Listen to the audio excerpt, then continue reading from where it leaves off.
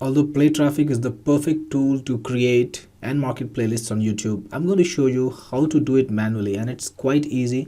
So if you want to do it manually every day, you can do that. Let's see how to create playlists manually on YouTube.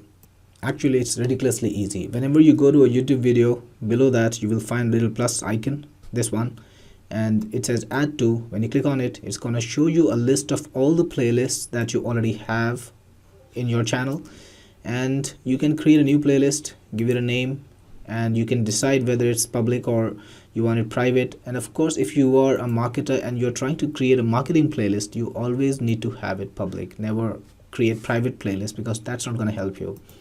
So enter a playlist name and click on create, or if you want to add this video to any existing playlist that you already have, just check mark it or check mark many, and that's all you need to do.